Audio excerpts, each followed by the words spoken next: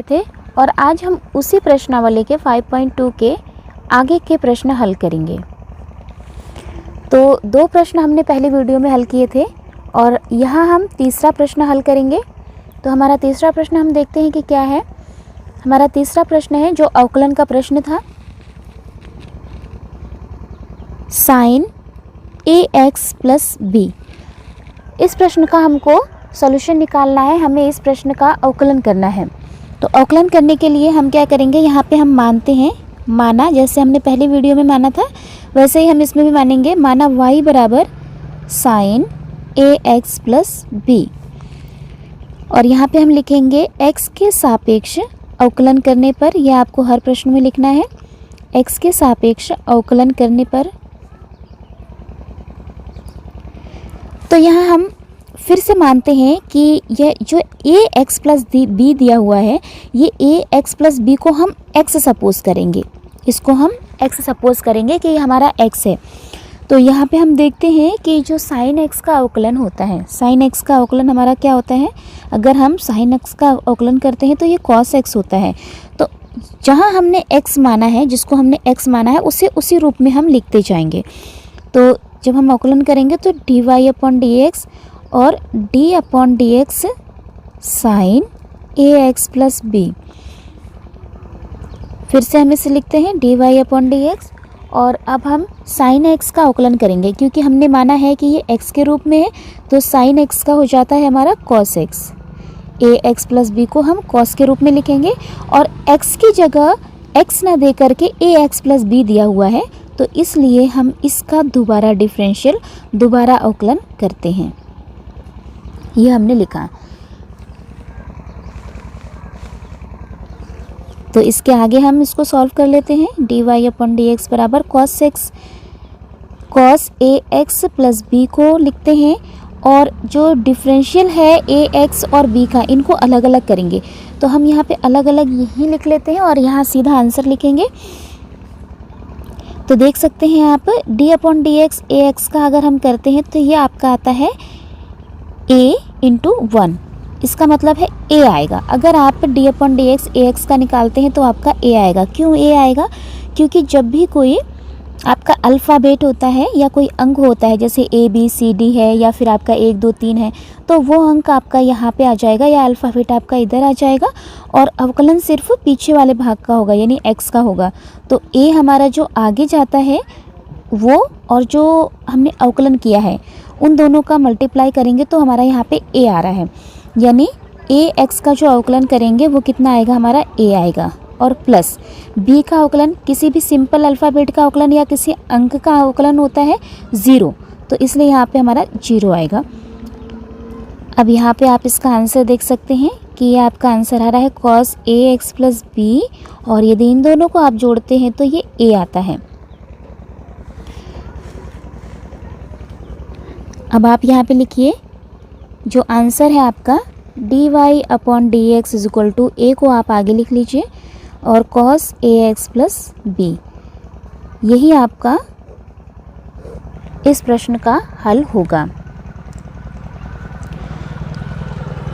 अब हम इसके अगले प्रश्न में चलते हैं। हमारा अगला प्रश्न हम देखते हैं कि क्या है।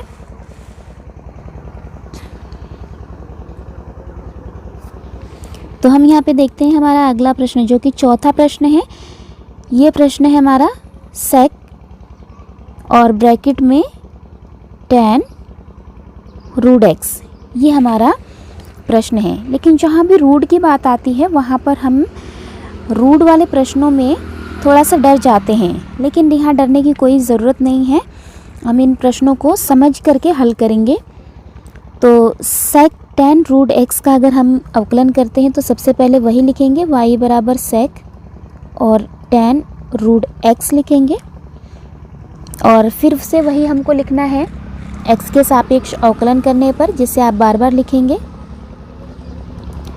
तो यहाँ पे लिख लीजिए x के सापेक्ष अवकलन करने पर, अवकलन करने पर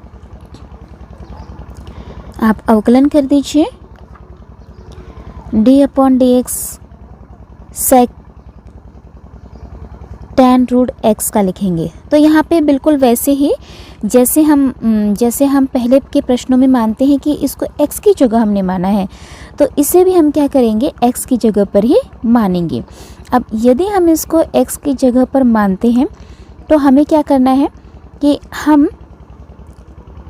sec x का जो हमारा अवकलन होता है यहाँ पे लिखेंगे। sec x का जो अवकलन है वो है हमारा sec x into tan x। तो sec x into tan x हमारा फॉर्मूला होता है। अगर हम sec x का डिफरेंशियल करते हैं तो यहाँ पे हम इसको x यदि मान लेते हैं तो फॉर्मूला हमारा sec x बन रहा है। तो जब sec x का डिफरेंशियल करेंगे तो ये हम यहाँ पे देखते हैं कि क्या बन रहा है, ये बन रहा है हमारा sec x, सॉरी रूट यहाँ नहीं आएगा, रूट यहाँ पे आएगा, sec tan x into tan root x, ये आ जाएगा। मतलब जो हमने x को माना है sec x into tan x, लेकिन यहाँ पे x की जगह tan रूट x है। तो अब x की जगह पर जहाँ हमने x माना है उसको tan रूट x है, तो इसको दोबारा करेंगे।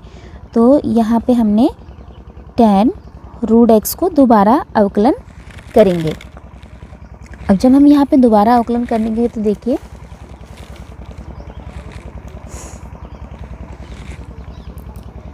dy अपॉन dx बराबर sec tan root x into tan root x, और यहाँ जो हमने लिया है tan रूट x से इसको हम tan और इसको x मान लेते हैं। तो जो tan x का जो हमारा फार्मूला होता है, जो डिफरेंशियल होता है, वो हम यहाँ पे कर लेते हैं। D upon D x, tan x का जो फार्मूला होता है वो होता है हमारा sec स्क्वायर x, लेकिन यहाँ पे हमारा x की जगह रूट x है, तो हम रूट x को ही x के फॉर्म में लेकर के चलेंगे। तो यहाँ देखते हैं कि हमारा जो डिफरेंशियल हो जाएगा वो हो जाएगा sec स्क्वायर, tan x का sec स्क्वायर x होता है, तो यहाँ पे tan x का हो जाएगा sec स्क्वायर रूट x, और x की जगह रूट x है तो रूट x का आप फिर से डिफरेंशियल करेंगे, फिर से अवकलन करेंगे। तो यहाँ पे लिख लेते हैं dy अपॉन डी एक्स बराबर sec tan root x into tan root x into sec square root x, और इंटू रूट x का आप कैसे करेंगे, अगर आपको रूट x का अवकलन करना है तो आप रूट x को यहाँ से रूट हटा के आप x की घात 1/2 लिख सकते हैं।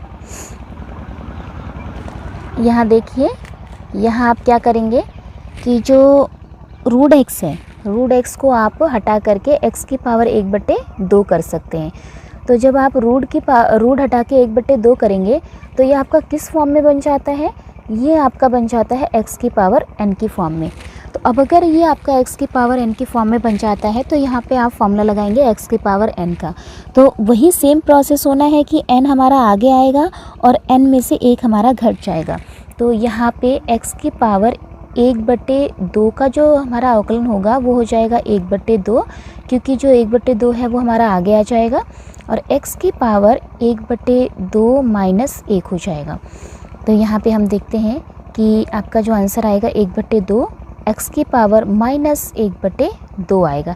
या फिर आप अगर इसको धनात्मक करना चाहते हैं तो आप इधर ऊपर से नीचे ला दीजिए, यानी आप क्या लिख सकते हैं, आप लिख सकते हैं 1/2, और नीचे यदि आप x की पावर माइनस 1/2 को नीचे लाते हैं तो ये 1/2 नीचे आके धनात्मक घात हो जाती है। या आप 1/2 लिख करके आप क्या करेंगे कि जो आपकी x की पावर 1/2 है, यानी यहाँ आपने क्या किया था कि रूट को आपने 1/2 लिखा था, तो आप 1/2 को रूट भी लिख सकते हैं। तो यहाँ पे आप 1/2 जो घात है उसे हटा के आप यहाँ पे रूट कर सकते हैं, रूट x कर सकते हैं।